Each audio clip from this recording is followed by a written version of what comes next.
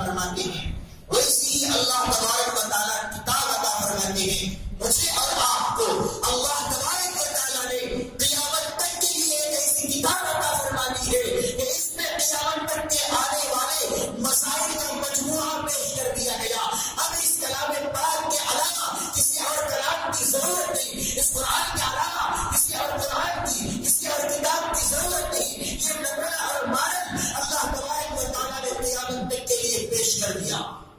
اس میں ساری چیزوں کا حل, سارے مسائل کا حل اللہ تبارک و تعالیٰ نے پیش فرما دیا. اور میرے آقا علیہ السلام والسلام کی زبان کے ذریعے سے اللہ تبارک و تعالیٰ نے آیات کی تشریح کے ذریعے سے مسائل کا حل پیش کر دیا. یہ قرآن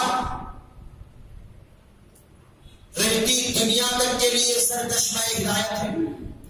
چاہے نکاح کا مسئلہ ہو, چاہے طلاق کا مسئلہ ہو, چاہے خلا کا مسئلہ ہو, چاہے لین دین اور کاروبار کا مسئلہ ہو, کسی کے ساتھ دوستی اور دشمنی کا مسئلہ ہو, چاہے حکومت اور بھائی چارگی کا مسئلہ ہو, اتحاد اور الیکشن کا مسئلہ ہو, جو بھی مسئلہ ہو اللہ تبارک و تعالیٰ نے اس کلام پاک کے اندر کہیں صراحتاً تو کہیں اشارتاً بیان فرمایا ہے. اب کسی کلام کی ضرورت نہیں, کسی کتاب کی ضرورت نہیں. یہ کتاب ایک نمونہ ہے, یہ کتاب سرچشمہ حیات ہے. اور میرے اور آپ کے آقا جناب رحمت کونین صلی اللہ علیہ وسلم نے ارشاد فرمایا کہ یہ کتاب تمہارے اوپر نازل کیا گیا ہے تاکہ تم اس کو پڑھو اور پڑھ کر اس پر عمل کرنے کی کوشش کرو. اگر مسلمان قرآن کو نہیں پڑھے گا تو کیا غیر لوگ پڑھیں گے؟ اس مسلمان کے مخاطب, اس قرآن کے مخاطب مسلمان ہے اور یہ قرآن تمام لوگوں کے لیے ہدایت ہے. اگر مسلمان ہدایت حاصل کرنا چاہے گا اس کے لیے بھی ہدایت ہے, غیر مسلم ہدایت حاصل کرنا چاہے گا اس کے لیے بھی ہدایت ہے, یہودی حاصل کرنا چاہے گا اس کے لیے بھی ہدایت ہے, عیسائی حاصل کرنا چاہے گا اس کے لیے بھی ہدایت ہے. کسی بھی مذہب سے تعلق رکھنے والا, کسی بھی قوم سے تعلق رکھنے والا, کسی بھی قبیلے سے تعلق رکھنے والا, کسی بھی خاندان سے, چاہے امیر ہو, غریب ہو, مرد ہو, عورت ہو, بوڑھا ہو, جوان ہو, سب کے لیے یہ قرآن سرچشمہ ہدایت ہے. ہدی للمتقین, اللہ تبارک و تعالیٰ نے فرمایا یہ قرآن متقیوں کے لیے ہدایت کا سرچشمہ ہے. جو ہدایت حاصل کرنا چاہے گا اس کے لیے ہدایت ہے.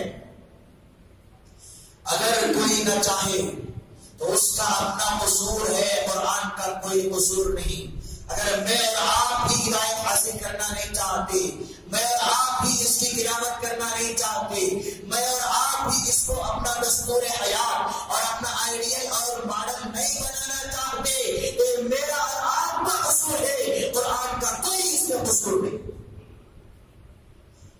الذین آتیناہم الکتاب یتلونہ حق تلاوتہ اولئک یؤمنون بہ ومن یکفر بہ فاولئک هم الخاسرون. اللہ تبارک و تعالی ارشاد فرماتے ہیں کہ ہم نے جن لوگوں کو کلام اللہ شریف عطا کر رکھی ہے وہ لوگ اس کا مکمل طریقے سے حق ادا کرتے ہیں. اولئک یؤمنون بہ, وہی لوگ پکے سچے مسلمان ہیں. یہ آیت چیخ کر مسلمانوں سے مطالبہ کرتی ہے, کہتی ہے کہ جہاں اس قرآن کا حق تمہارے اوپر تلاوت کرنا ہے, صبح شام اس کو پڑھنا ہے, وہیں پر یہ بھی ضروری ہے کہ اس قرآن کے احکام پر چلنے کی اور اس پر عمل کرنے کی تم کوشش کرو. ہم نے نہ اس کو پڑھنا سیکھا اور نہ اس پر عمل کرنا سیکھا, نہ ہمارے دل و دماغ میں یہ بات آتی ہے کہ کلام اللہ پر پڑھنا بھی چاہیے, کلام اللہ کے احکام پر عمل بھی کرنا چاہیے.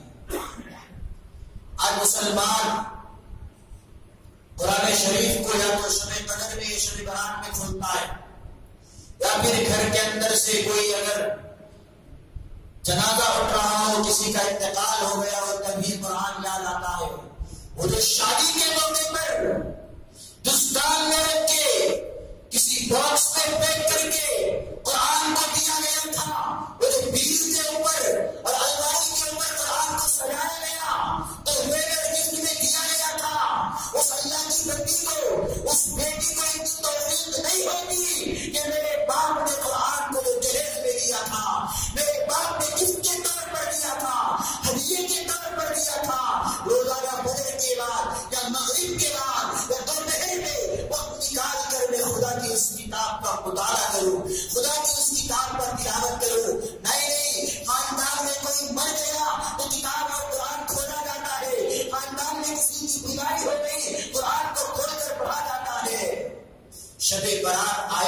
پڑھیں گے، شب قدر آیا تو پڑھیں گے، اس کے علاوہ مجھے اور آپ کو توفیق نہیں ہوتی کہ کلام اللہ پڑھنے کی بھی کتاب ہے۔ کوئی بیمار ہو گیا چلے گئے امام صاحب کے پاس، کوئی بیمار ہو گیا چلے گئے جس کے حضرت کے پاس، کوئی تعویذ لکھ کر کے دے دیجیے، کوئی آیت پڑھ کر بند کر دیجیے۔ کیا قرآن بس اسی کے لیے رہ گیا؟ جہاں قرآن کی آیت پڑھ کر دفن کر دینے سے شفا ہوتی ہے، قرآن شفا بھی ہے، قرآن ہدایت کا ذریعہ بھی ہے، لیکن وہی بہت ضروری ایک چیز ہے کہ قرآن تلاوت کے لیے نازل کیا گیا تھا، قرآن کے احکام پر عمل کے لیے قرآن کو نازل کیا گیا تھا۔ قرآن خود اپنی زبان بیان کرتا ہے۔ ماہر القادری کا یہ شعر تاقوں میں سجایا جاتا ہوں، مسلمانوں کی حالت بیان کر رہا ہے خود قرآن۔